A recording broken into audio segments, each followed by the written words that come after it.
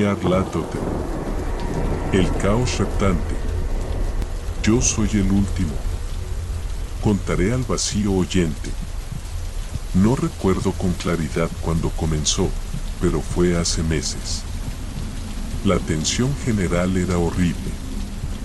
A una época de agitación política y social se sumaba una aprensión extraña y sombría de un peligro físico espantoso, un peligro extendido y abarcador, tal como solo puede imaginarse en los más terribles fantasmas de la noche.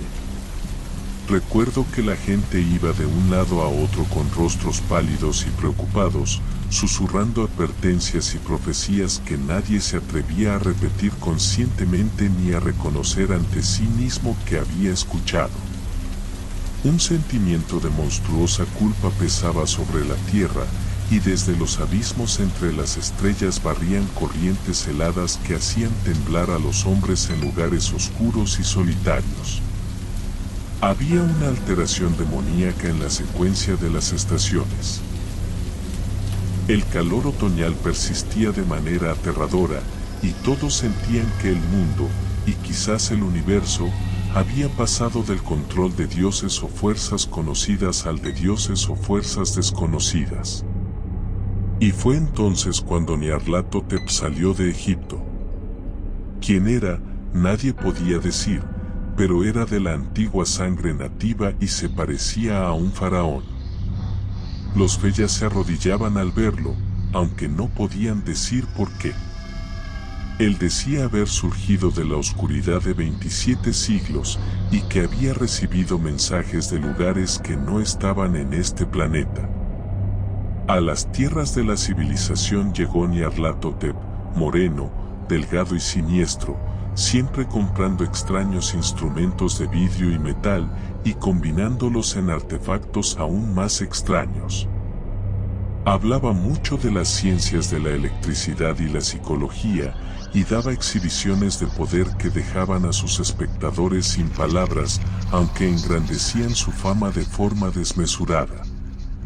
Los hombres se aconsejaban mutuamente ver a Nyarlathotep, y se estremecían.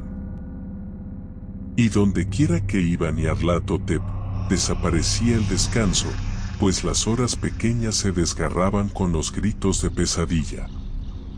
Nunca antes los gritos de pesadilla habían sido un problema tan público. Ahora los sabios casi deseaban poder prohibir el sueño en esas horas pequeñas, para que los alaridos de las ciudades no perturbaran tan horriblemente a la pálida y compasiva luna mientras brillaba sobre las aguas verdes que se deslizaban bajo los puentes, y los viejos campanarios que se desmoronaban bajo un cielo enfermizo.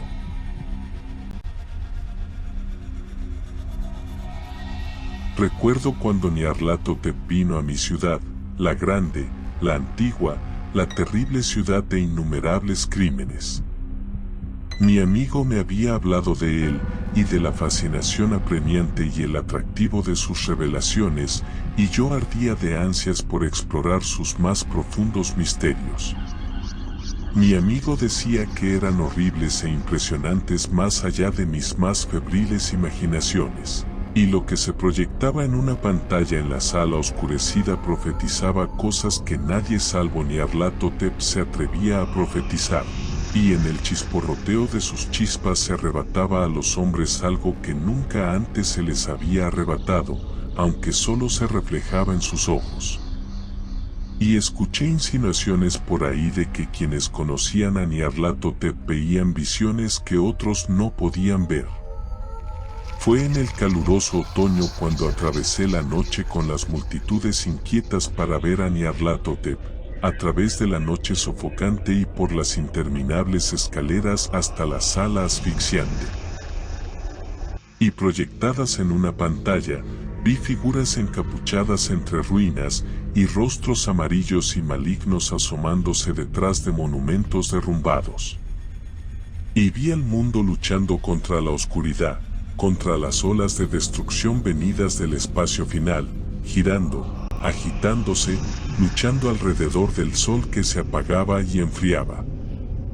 Entonces, las chispas jugaron de forma asombrosa alrededor de las cabezas de los espectadores, y el cabello se erizó mientras sombras más grotescas de lo que puedo describir surgían y se agazapaban sobre sus cabezas.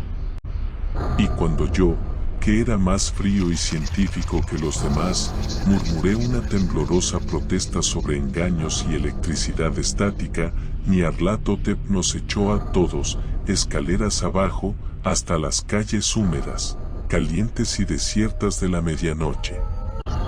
Grité a viva voz que no tenía miedo, que jamás podría tener miedo, y otros gritaron conmigo buscando consuelo. Juramos unos a otros que la ciudad era exactamente la misma y aún seguía viva. Y cuando las luces eléctricas comenzaron a apagarse, maldijimos a la compañía una y otra vez y nos reímos de los extraños gestos que hacíamos.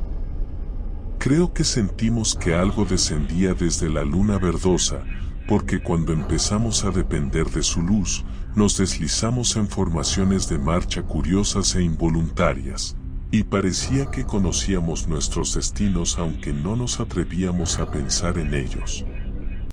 En una ocasión miramos el pavimento y vimos que los bloques estaban sueltos y desplazados por la hierba, con apenas una línea de metal oxidado que indicara por donde habían pasado los tranvías. Y otra vez vimos un tranvía, solitario, sin ventanas, deteriorado y casi volcado de lado.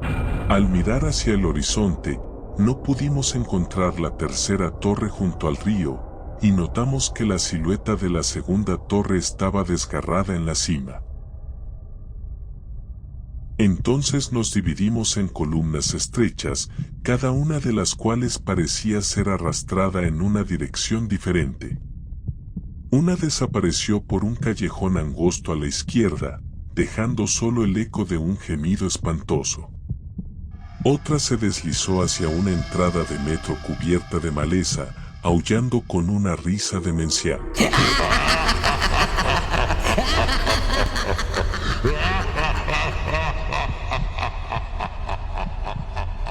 Mi propia columna fue succionada hacia el campo abierto, y pronto sentí un frío que no pertenecía al caluroso otoño, porque al avanzar por el páramo oscuro, vimos a nuestro alrededor el infernal resplandor lunar de nieves malignas. Nieve inexplicable, sin huellas, barrida en una sola dirección, hacia un abismo tanto más negro por sus relucientes paredes. La columna parecía muy delgada mientras avanzaba soñolienta hacia el abismo. Me quedé atrás, porque la grieta negra en la nieve iluminada por el resplandor verdoso era espantosa, y creí haber oído las reverberaciones de un lamento inquietante mientras mis compañeros desaparecían, pero mi capacidad de quedarme era escasa. Como si me llamaran los que ya habían pasado, me deslicé a medias entre los titánicos montones de nieve, temblando y asustado, hacia el vórtice ciego de lo inimaginable. Gritando de forma consciente, delirando en silencio, solo los dioses que fueron pueden saberlo. Una sombra enferma y sensible retorciéndose en manos que no son manos, girando a ciegas más allá de las espantosas medianoches de una creación en descomposición, cadáveres de mundos muertos con llagas que eran ciudades, vientos fúnebres que rozan las estrellas pálidas y las hacen parpadear tenuemente. Más allá de los mundos, vagos fantasmas de cosas monstruosas, columnas apenas vistas de templos profanos que descansan sobre rocas innombrables bajo el espacio y se elevan hasta vacíos vertiginosos más allá de las esferas de luz y oscuridad. Y a través de este repugnante cementerio del universo, el apagado y enloquecedor golpeteo de tambores, y el lamento delgado y monótono de flautas blasfemas provenientes de cámaras inconcebibles y sin luz más allá del tiempo, el detestable retumbar y tañido al cual danzan lenta, torpe y absurdamente los dioses últimos, gigantescos y tenebrosos, las gárgolas ciegas, mudas y descerebradas cuya alma es Nyarlathotep.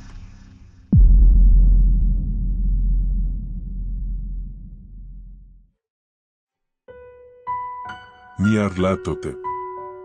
Escrito por Howard Phillips Lovecraft.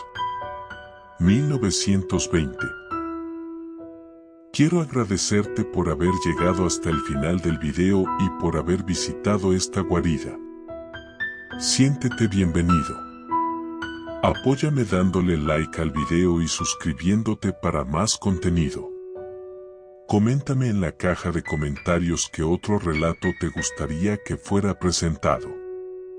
No olvides que la emoción más antigua y más intensa de la humanidad es el miedo, y el tipo de miedo más antiguo y más intenso es el miedo a lo desconocido. Soy Hoax. Hasta la próxima.